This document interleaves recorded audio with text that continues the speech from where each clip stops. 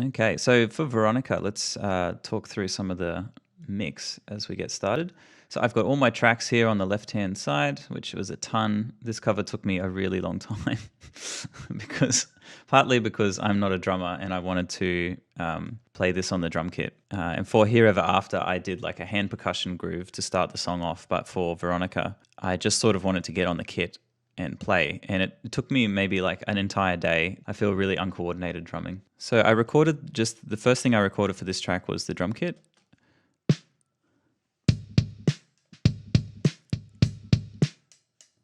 And my raw drumming is not the best, so you'll have to bear with me. But because I'm a producer, I took it from this to make it sound good. So that's just the snare kit and kick. And then I also have this sub kick sample, which I really love. It's sort of like a club kick. And it just beefs out the drum kit kick a lot.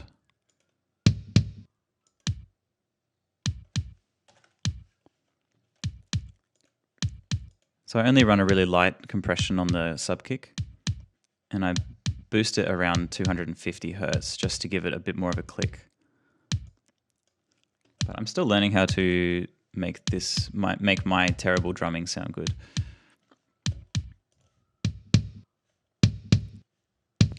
And then I have a few samples on the snare. So this one's one of my favorites.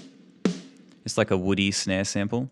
It has a really nice room sound, so I also use the room sample. So I think this is the same snare hit, but it's being recorded with a room microphone. And if you hear the actual... Oh, good. So this is my actual kit that I'm recording. You can hear the hi-hat in it, obviously.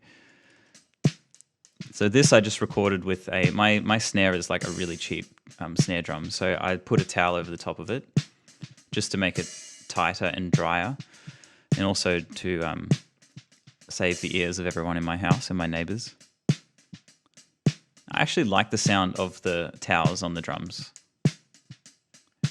And then when you add samples over the top, it's not like obtrusive. The original snare doesn't really get in the way too much.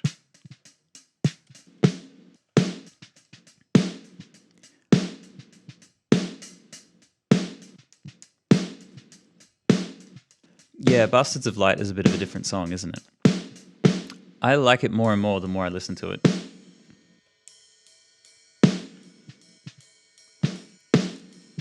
Yeah, it's a bit daunting to get started, Miles, but honestly, like most of the stuff I do is with the default Pro Tools samples and plugins. So you can do a lot. It's just a little bit time consuming when you start figuring out how to do stuff. So yeah, the only other sample I added on the kit, on the snare, was we have James's, so our drummer for Carvel. I've got samples of every drum in his kit, and this one is like a really tight, compressed snare sound. But it does, when you add it in with everything else, it gives it a bit of a snap.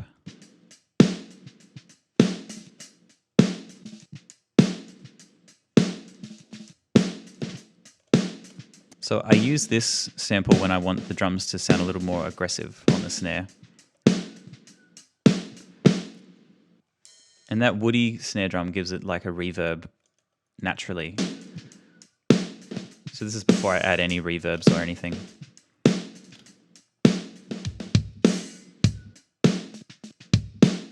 So it sounds a little choppy and hip-hoppy at the moment, but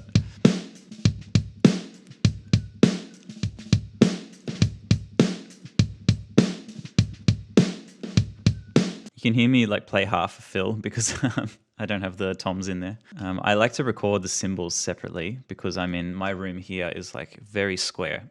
So there's a lot of reflections. So when I hit a cymbal, it just like bounces off the walls. I don't have a lot of sound insulation or anything in here. So all my cymbals are done separately. So when I'm drumming, I just pretend to hit a cymbal so that I'm not hitting like the ride or the hi-hat on every note. And then I add the cymbals in later. Yeah, okay. Yeah, I think you could probably do a lot with it if you have an audio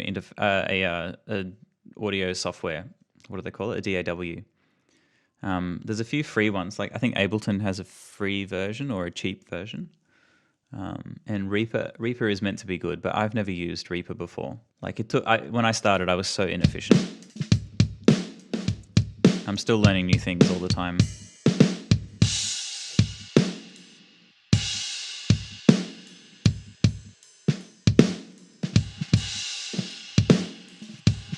It took me a few attempts to get the swing on this chorus right. It's really behind the beat. But I like to record the rhythm first. A lot of people don't.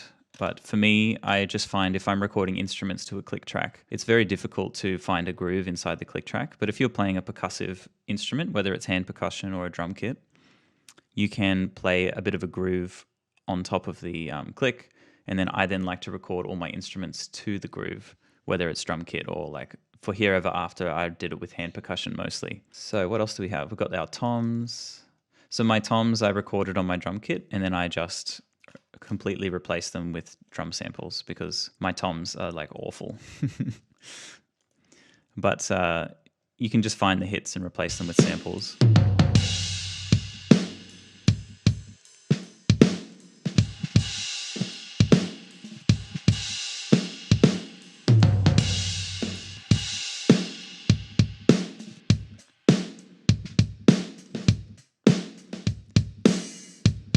Yeah, I record through headphones just because if I'm recording live, I don't have a separate tracking room, so I can't really play things over the speakers. So headphones are definitely the way to go. You can do everything on headphones. You don't need to have mixing speakers. I think the biggest thing is not having the best speakers. It's actually just knowing how to use the equipment you have. So you can use like what they call reference tracks. So if you're trying to match a certain type of sound, you can record like your thing, and then when you're mixing it, all you're trying to do is emulate the reference track that you're trying to match. So it's not that important that you have like a treated room or you have nice speakers or anything like that. That's probably the least important thing when it comes to mixing. Like you could mix on iPhone earphones totally fine. If you get a professional producer or a mixing engineer to do it on iPhone earphones, they will do a really good job. They know how other songs sound in those earphones. And actually, when I bounce this, the last process I do is to listen on like in my car and listen with iPhone earphones, because that's where the majority of people are going to be listening to the music. So if it doesn't sound good where people listen to it, then it's a bit pointless. The problem with having really expensive equipment is that lots of stuff sounds good, but it doesn't mean it sounds good on everyone's listening equipment. So when I did the drums, everything's covered in towels. I have a hi-hat mic, a snare drum mic, a mic on the toms, and also just a room mic to pick up the ride, mostly because I ran out of SM57s to record the ride with.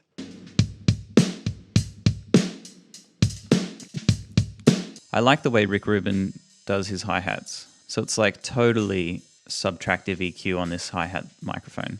So pretty much everything 5K and below I'm rolling off, and 10K and above I'm rolling off as well. If I turn this off, the hi-hat is just really offensive without some serious EQing. And I don't think you need to do this with every hi-hat. Like with James's hi-hat, I don't need to scoop the EQ like this, or like an inverted scoop, I suppose. It's probably because James is a much better drummer than me to start with, but also his hi-hat sounds a lot better. And this is with the EQ. Yeah, so the EQ is like this is a spectrum of frequencies. And our listening range is from around 30 hertz to, I think, average is 12K. I think it's possible for humans to listen to like 20K, but I think you start losing that after you're a child. So I'm scooping out, well, not scooping, but I'm removing all of the low frequencies on the hi-hat. So there's a lot of lower thud happening there. And all I want to hear from my hi-hat is that top end.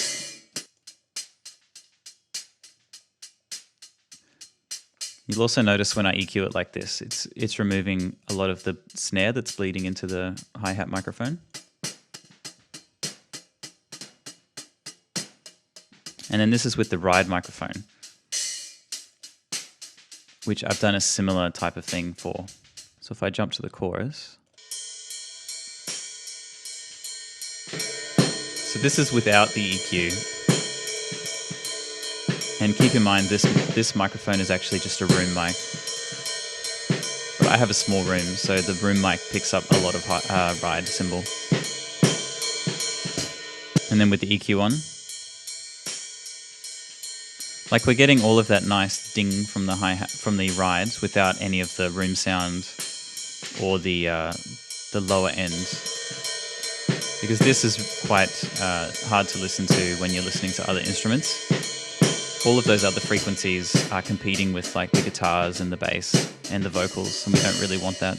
Yeah, Nick, the production on the album is fantastic. Super good. They recorded it all on tape. It's probably my favorite album production-wise from them.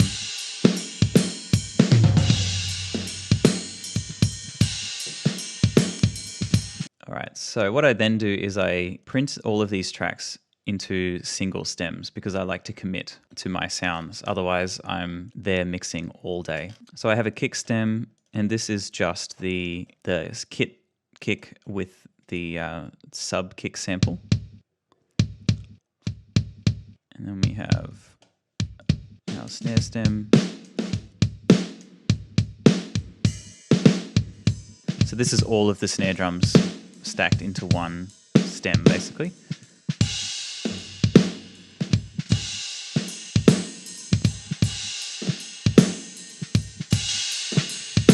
Well, the other thing I really like to do is add a drum room. So in this track, I basically send all of my drums to a single track, and I try to emulate like what it sounds like in a drum room. So the snare is pretty close to what a drum room sounds like, I think. And this just like helps to like glue the drums together a bit, because you notice that it sounds pretty not very alive, my own drumming. And I put a little bit of saturation and tape emulator on there as well.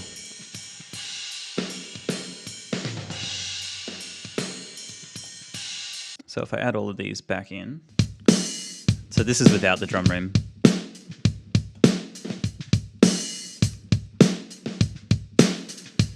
And this is with. So it just makes it sound more like you're actually in the room listening. It's one major problem with the way that I record drums, is it doesn't feel very alive.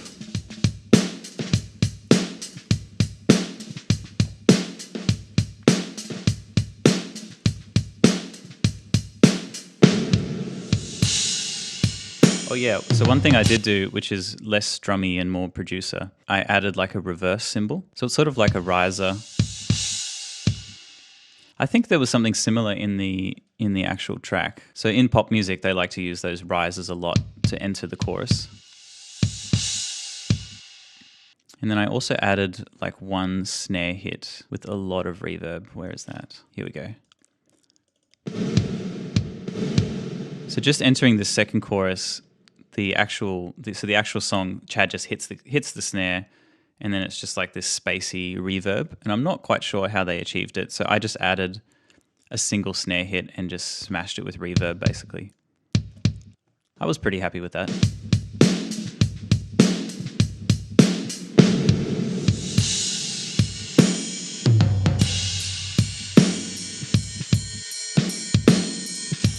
So it actually sounds pretty decent now. It sounds like not quite a drummer, but it sounds like a drum kit, which is what I was going for.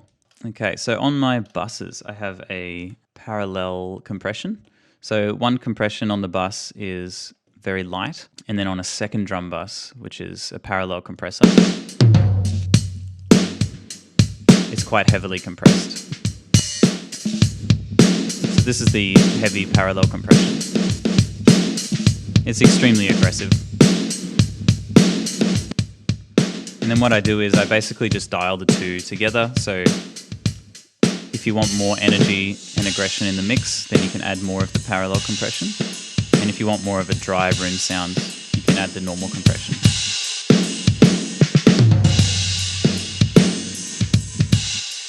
I never really noticed it when I was listening to the song like the first few times. But when you really get into like how to play the drum part, it's really cool. This part in particular was great.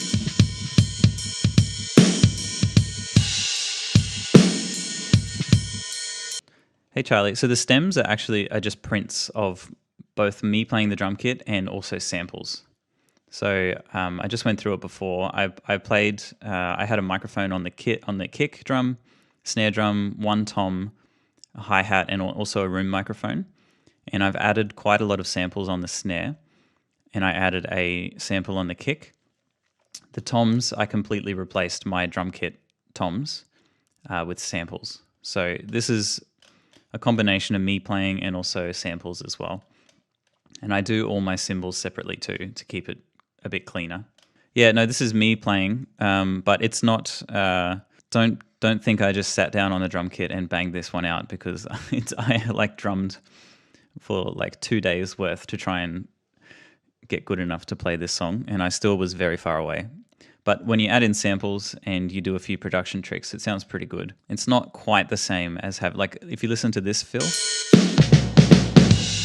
Actually, that one's not too bad, but the fill beforehand, it sounds a little unnatural. It could be this one. Like that doesn't sound quite right. The toms are pretty unnatural here. But once you add in all the instruments, you don't really notice it too much. Hey Nora, yeah, it'll be available on the channel, but I want to listen to the new single when I'm done. So yeah, that is my drum kit. So then I like to print all of these stems down to one more stem, which is my final drum kit.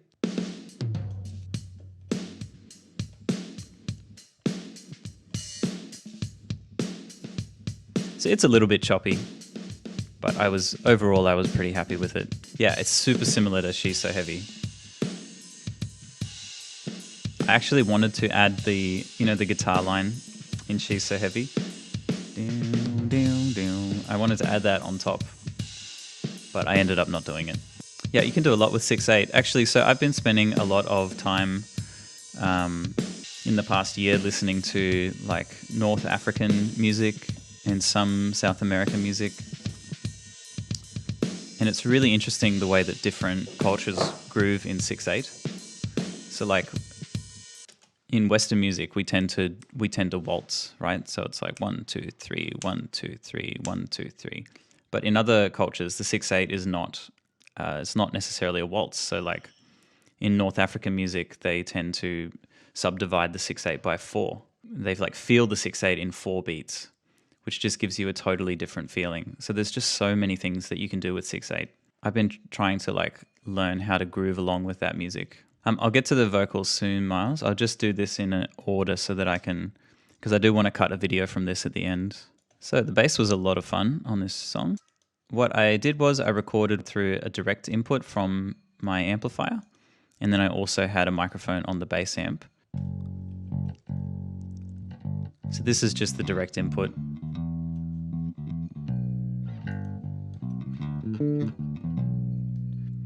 And I'm using a jazz bass for this one. First time I used a jazz bass for a long time.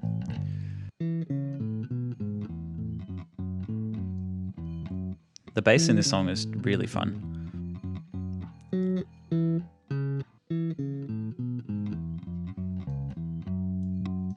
this is our amplifier.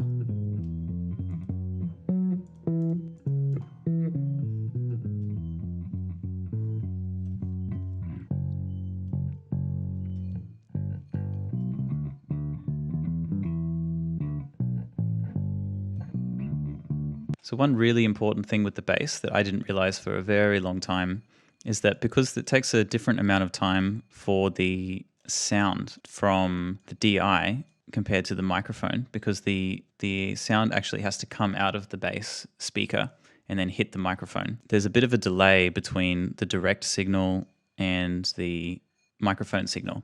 You can find out how many samples that is using the counter at the top if you just change it to samples. So we see here it's 55 samples. And then you can put a delay on the DI so that it matches up more closely with the amplifier. And it makes a big difference to the low end. You can hear the huge difference. It's so much thicker. This is without, and this is with.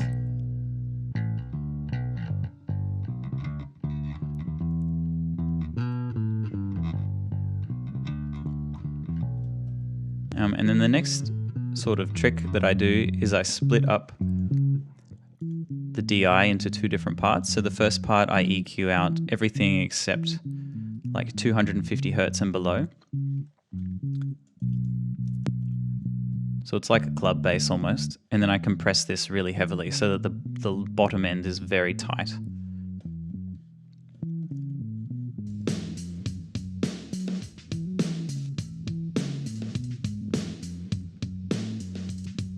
And then the other end, which is 250 and above, I compress lightly, and then I can add a lot of saturation. So whether that's just like a saturation knob, or here I have like a tape emulator. So this allows the bass to be a bit more present in the mix.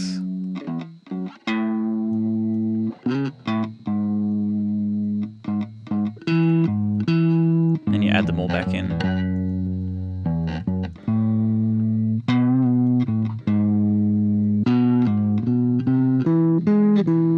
So it sounds a bit distorted, but in the actual mix it sits much more nicely than the raw sound.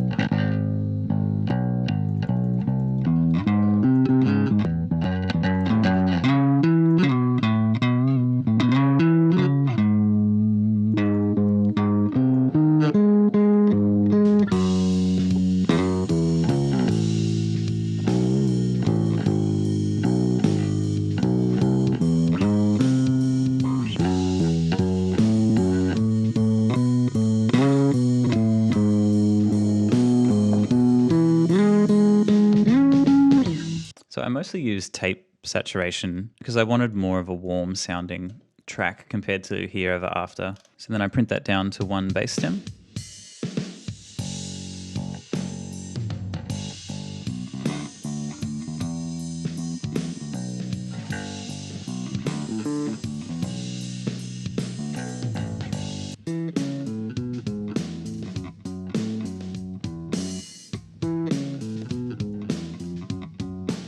This sounds much better having done the drums first because the actual beat is really behind the click, especially in the chorus. It's a really laid back swing.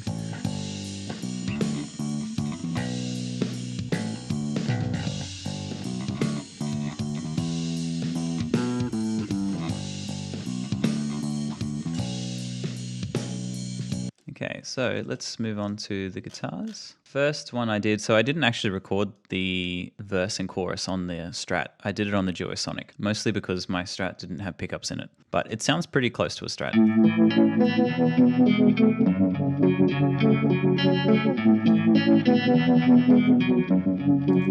So this is a close microphone on the actual amplifier. And then I had one in the room a couple of meters back as well.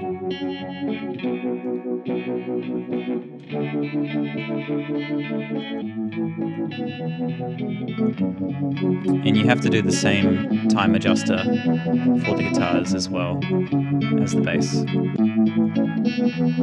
Or it's just a bit thin without it.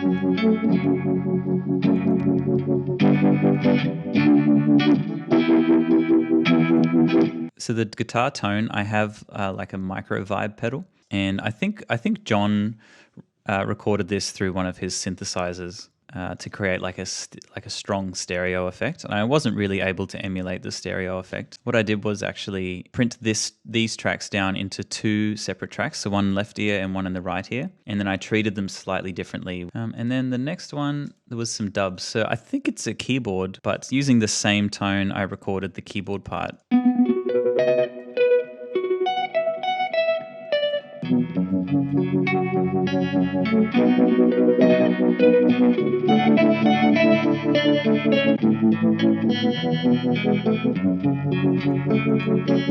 So using the same setup, these are the coda arpeggios.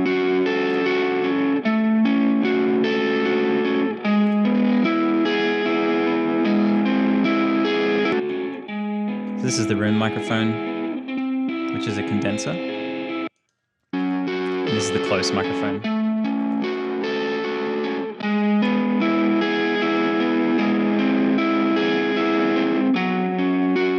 So for the guitars, I normally roll off around 120 hertz, and then I give it a bit of a bump around 250 if it needs a little bit more beef in the mix. And then I roll off again around 5K, just so it doesn't compete with the vocals too much. And then again, I added a lot of tape saturation on all the parts of this song because I just wanted to warm the track up, and the original song was recorded on tape. That was my attempt to get fairly close to the tape sound, to have it sound a bit vintage. But I then printed these down. Oh yeah, so these parts I recorded on the Strat. The little solo. So that's actually the raw sound. So I had it through the same pedals, but then I also put it through a wah pedal and just turned it on for a bit of a treble boost.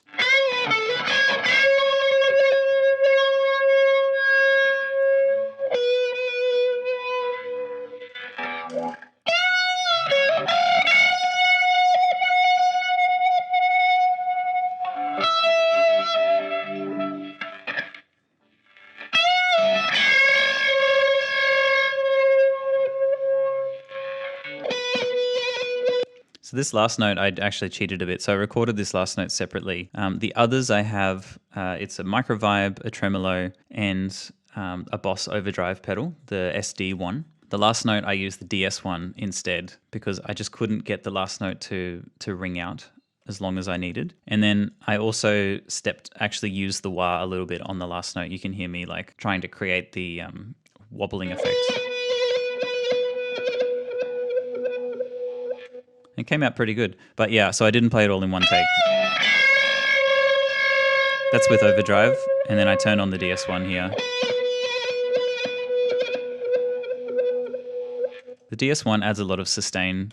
So then I printed all of these guitar tracks down and I mixed them a little bit more. So we've got this is where I did that. So we've got one guitar, totally, it's the same take. One's in the left ear and one's in the right ear, but they are actually the same take. I added a bit of a tape warble on the left-hand side, and I put a chorus on both of them with running at different rates, just to give it a bit more of a stereo effect. I did the same with the arpeggios, though I did do something cool with the arpeggios. So this is the verse and chorus. So there's like a little bit more of a stereo thing going on now.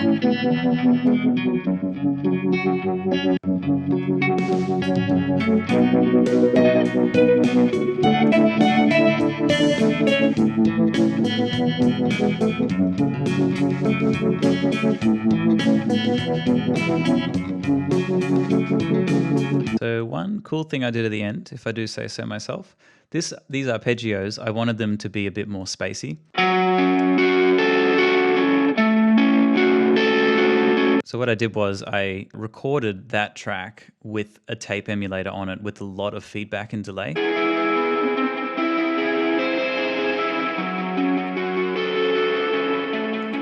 And I did that with the J37, this plugin. This is my favorite plugin right now.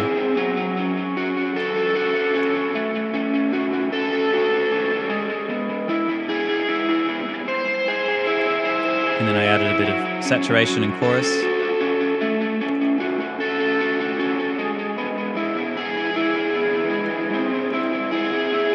So what I did also is I sidechained that delay part to the original track so that when the arpeggios are playing, the volume of those delays are much lower in the mix. So you can see when I unmute the actual like dry arpeggio track, the delay starts to drop in volume. See how it drops down here?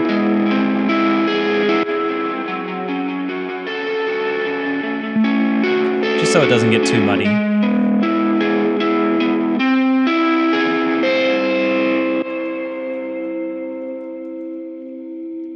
Hey Christian, this song probably took me, realistically the drums took me about 2 days because I'm not really a drummer and I wanted to play it live. Most of the parts, like you can, when I went through the drum stems, they are heavily enhanced.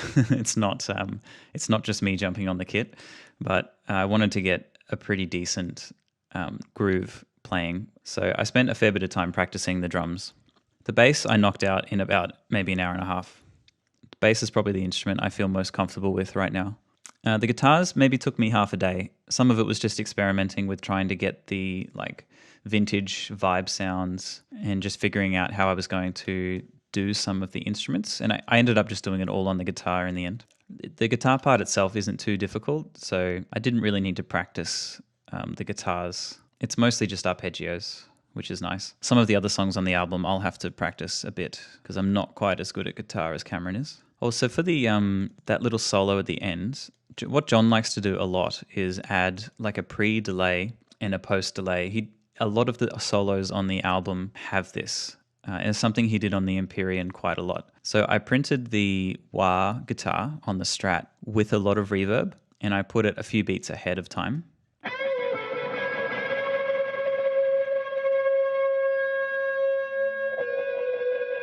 And then I also have a post-delay one doing the same thing.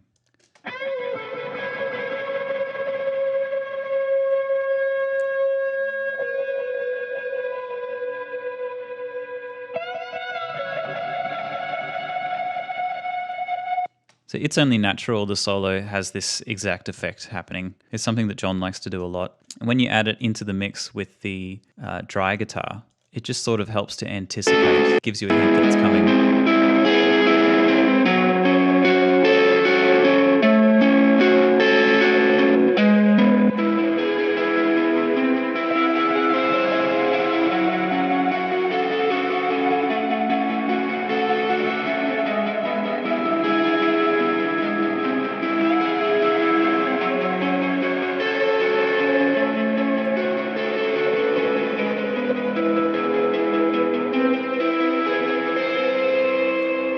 This is something I've been doing more and more, is actually like printing out effects as single tracks and then just dialing in the volume of those effects rather than running more and more plugins on your guitars. I find this quite an efficient way to mix the effects. So we also have some acoustics, which was pretty simple. Sorry, I didn't finish answering the other question from Christian. So all up, maybe 5 days, man, from start to finish. A lot of that was practicing drums, but the recording and mixing probably took me about 3 days worth. So the acoustic was really simple. So I did 2 takes. It's only in the chorus, one in the left, one in the right.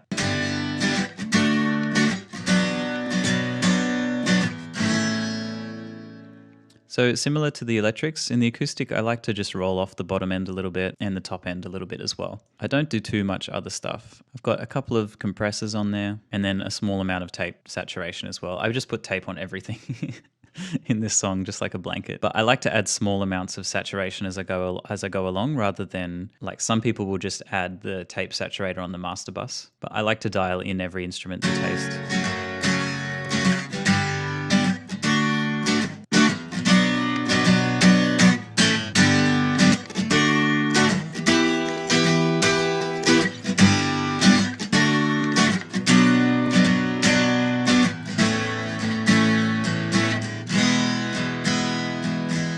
The acoustic really makes this song, I think. Okay, so then I printed all of that down. Sorry, I didn't really talk about it either, but on the guitars, I have like a very light delay bus, light reverb bus, and then I had separate buses for the Strat and also the Duosonic parts. And I just printed that all down into the single guitar take.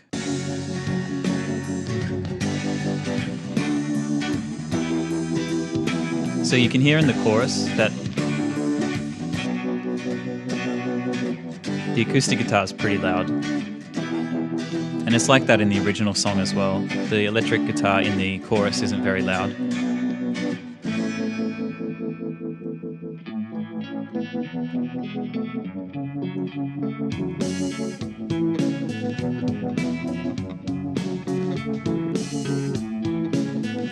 Yeah, he's doing well in Pearl Jam. He's a great musician.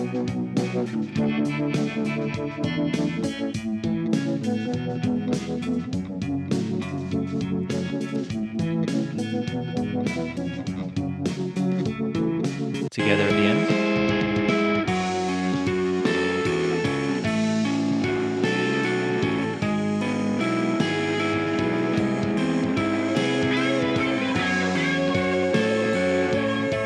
You can hear that pre-delay thing happening. It's very subtle, but I really like the way that John uses that.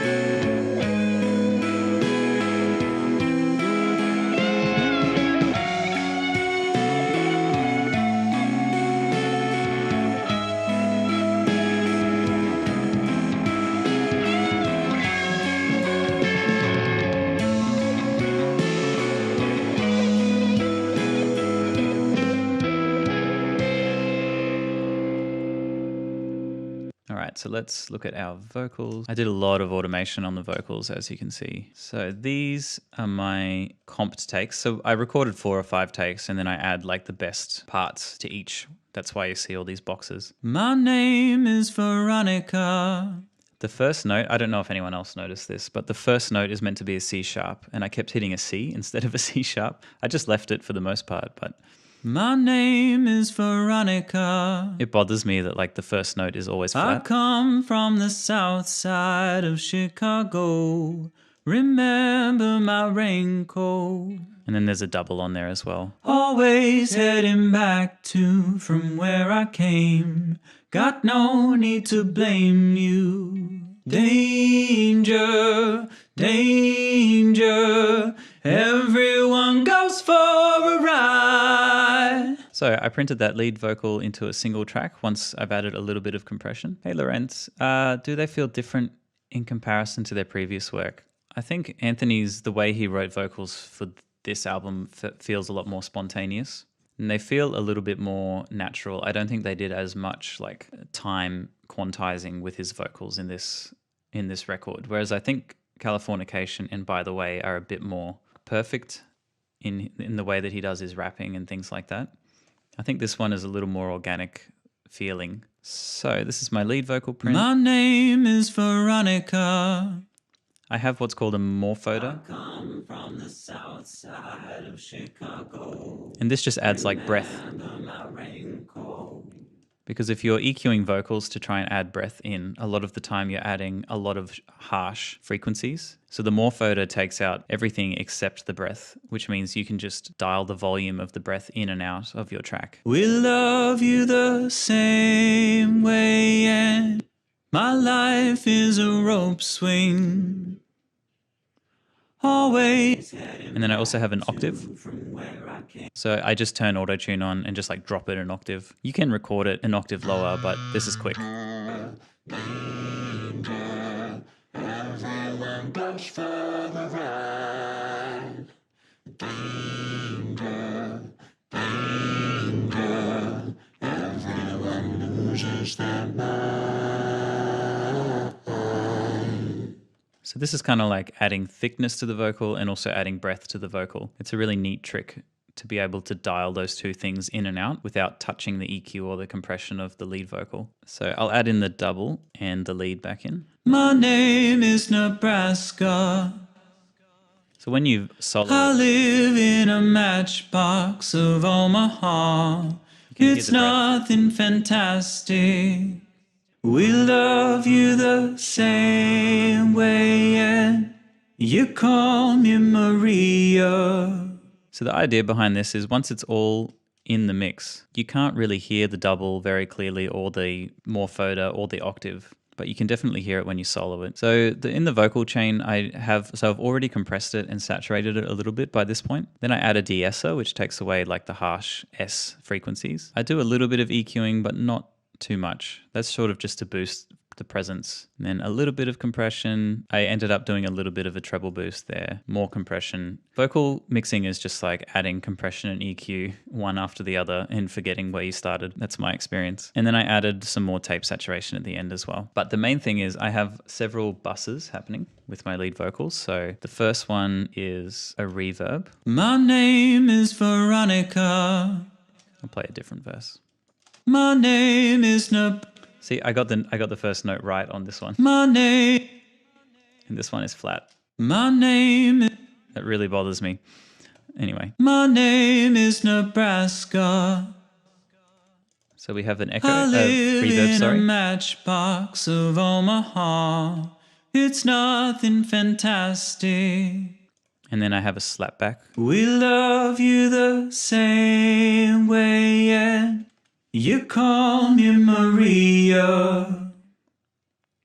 My life on the north side of Miami. So I add a modulating delay, which just has one ear has a 45 millisecond delay and one has a 65 millisecond delay. Most of the time I EQ out the high and low frequencies on these buses as well. Like this one for the reverb, this is more of like an Abbey Road reverb. So the Abbey Road reverb cut out from 600 hertz and below. I did a bit lower for this track and around 10K and above. Again, I did a bit lower on this track. So that just helps add reverbs to your mix without adding more mud. One big problem with mixing when you're adding reverbs is it just continues to add mud to the lower end of the mix. And it can be really difficult to get like a clean mix with a lot of reverb. So the Abbey Road reverb trick is a nice way to clean up the mix a little bit, but also making it sound like it's got a lot of reverb. I also compress the reverb a little bit going in. I might come and see you. Danger, danger,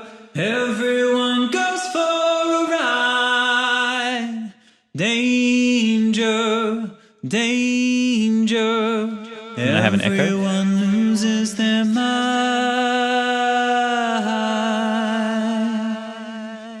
So the echo is sidechained to the lead vocal. My name is I love you.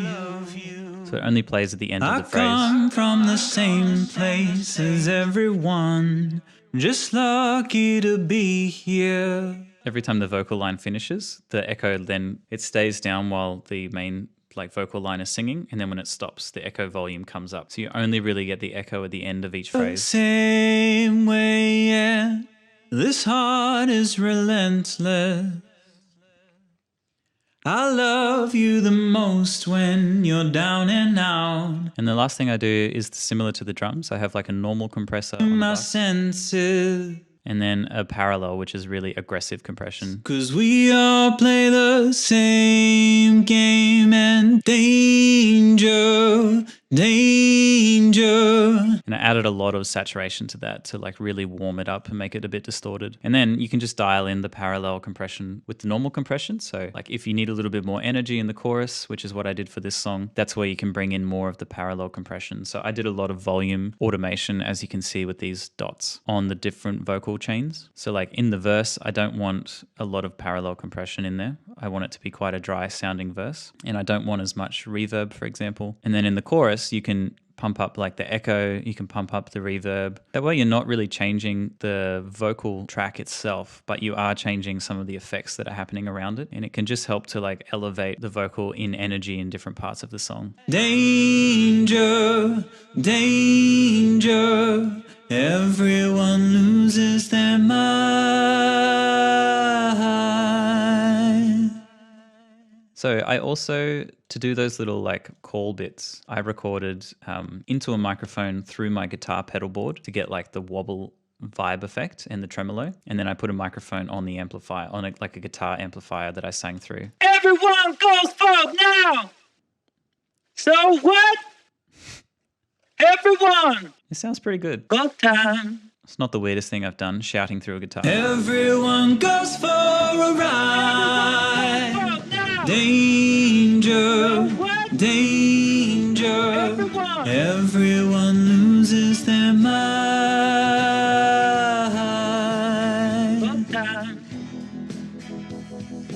Yeah, the danger part. It's actually really hard to sing. I don't know if it comes across that way in these takes, but like I can't get any vibrato on this. It's like you have to like close up your throat as you go up into like the danger. Danger. And it makes it just really nasally. Danger.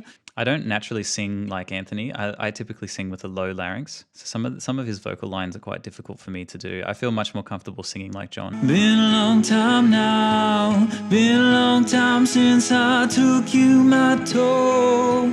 Been a long time now. Been a long time now. Been a long time since I took you my soul. I don't want it to be broken. Oh. This might be one of the coolest lines that he's written though. It's really chromatic. It's probably the most chromatic vocal line that Anthony's ever done. Okay, so I printed that into a vocal stem. This is the end, my passionate friend, my passionate friend. I send my love from now. This is the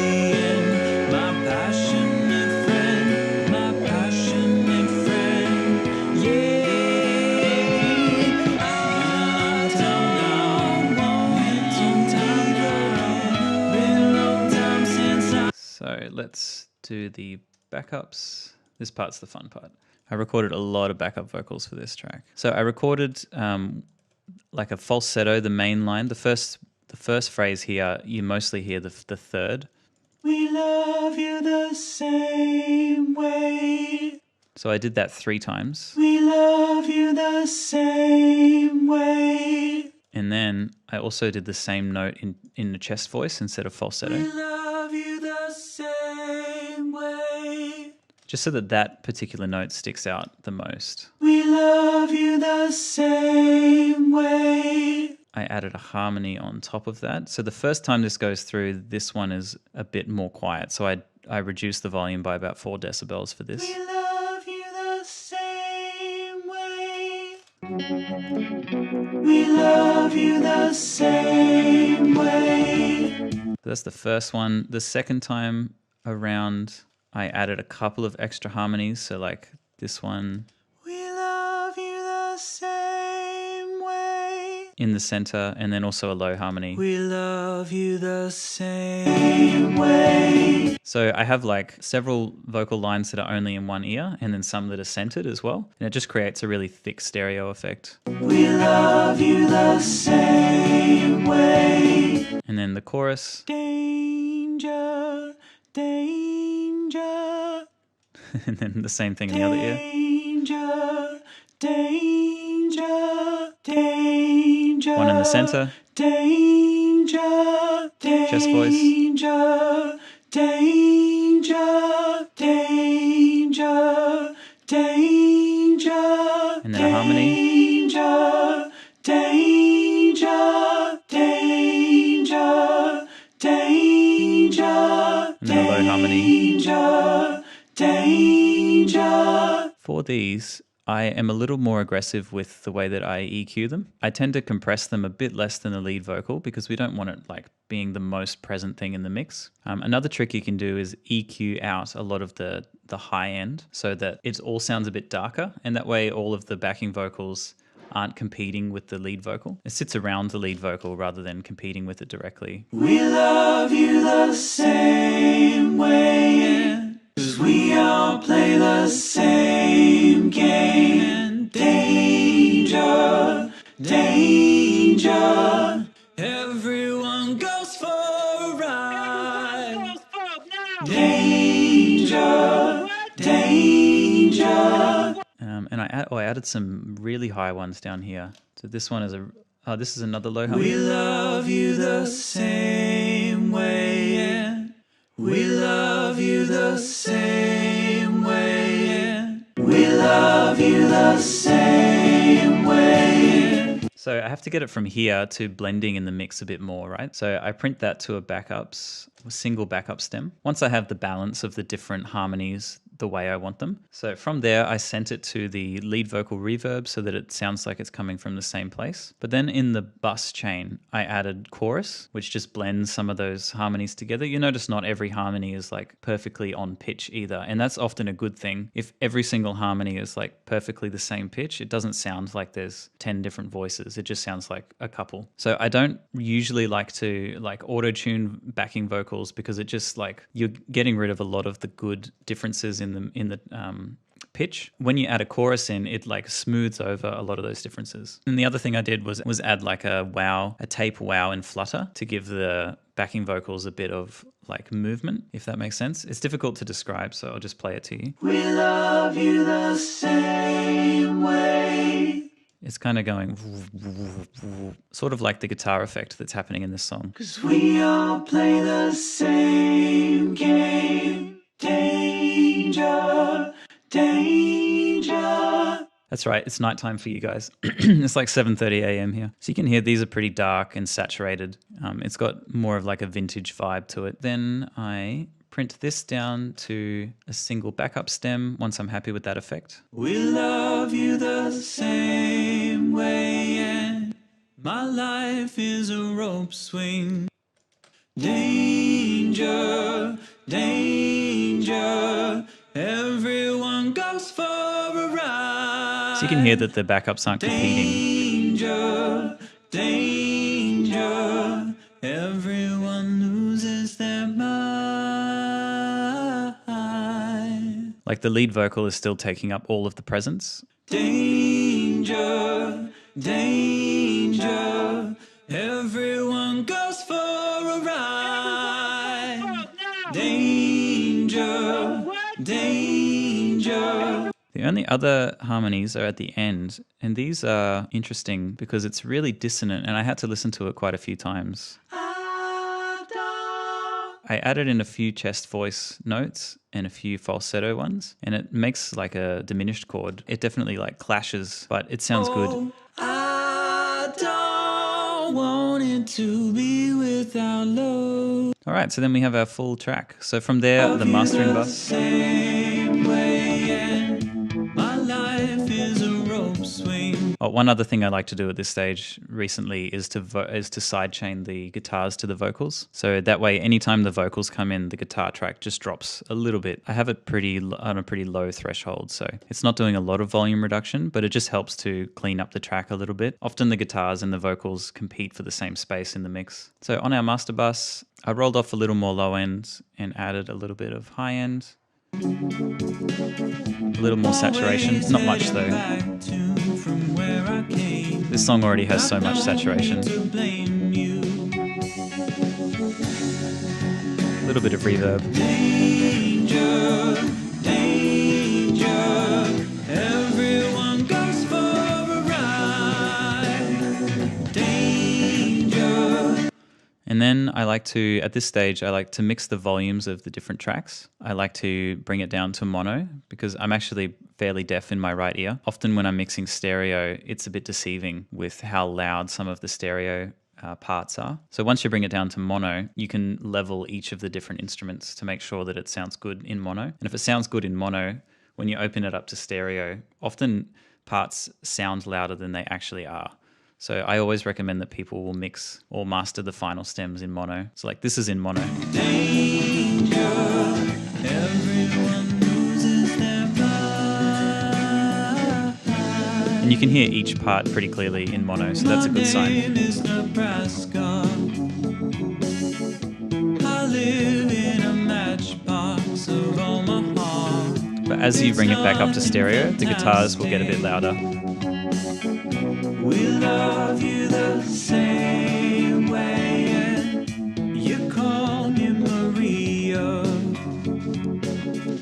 My life. The last thing I do is add the limiter, which was going to bring the volume up quite a lot.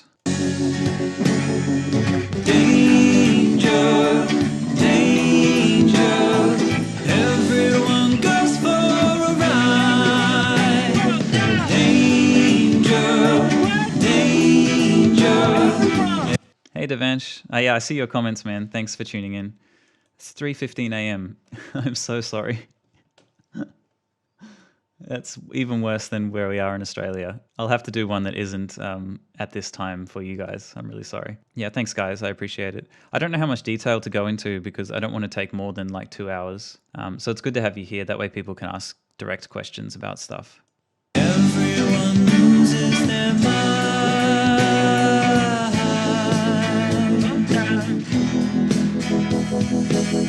But overall, I'm pretty happy with this song. Like it's quite warm. I think I was pretty successful at making it sound a little bit vintage. Game and danger, danger. Everyone goes for a ride. Danger, danger. Everyone loses their mind.